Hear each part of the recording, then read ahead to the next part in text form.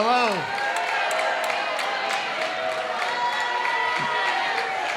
No disrespect intended to any members of the board. Quiet, please. I got it.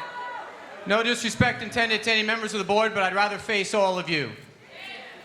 So last Saturday, my colleagues and I are running for mayor. We spent a night at Lincoln Towers, and here's what happened.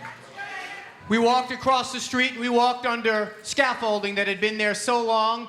Some children had been born, went to elementary school, and left elementary school, and that's all they ever knew over their head. We got into elevators that were working that day, but when it got near the 4th or 5th floor, they started groaning like they were about to stop. And I said to someone who lives there, did they ever just stop? And they said, hell yeah, they just stopped. And I went and slept on the floor of an apartment where there was mold all around the edge of the floor. Not some pretty mold either, some dark black mold like it was really not meant to be there. There are holes behind the stove where an odor was emitting. And you know what was unusual about my experience? Absolutely nothing. It is going on hundreds of thousands of times all throughout the housing authority developments that you find folks are the landlords of. If you were landlords in the private sector and you had hundreds and hundreds of thousands of outstanding requests for work, and that floor was supposed to be replaced 8 years ago, that wall was supposed to be replaced 4 years ago, I hate to say it, you'd be in jail. The fact of the matter is that we need to change the way we do things, and here's the checklist of what we're going to do different. One, we got to end this notion of paying the city to pay us, to let us tax them, to provide security, provide sanitation. That's over.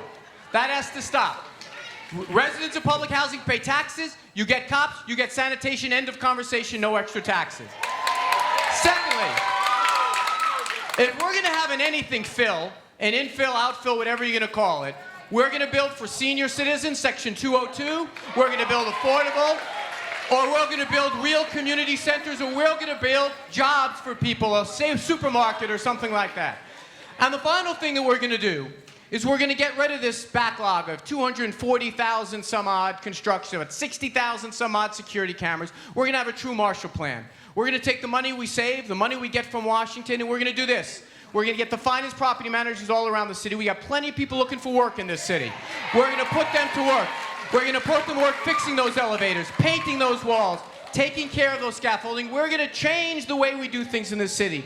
No longer will the residents of public housing, or should they have to be, treated as if they're victims every single day when they walk into their homes.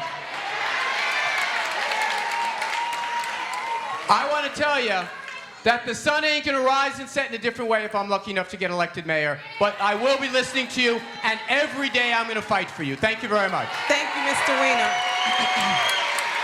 Danny Barber.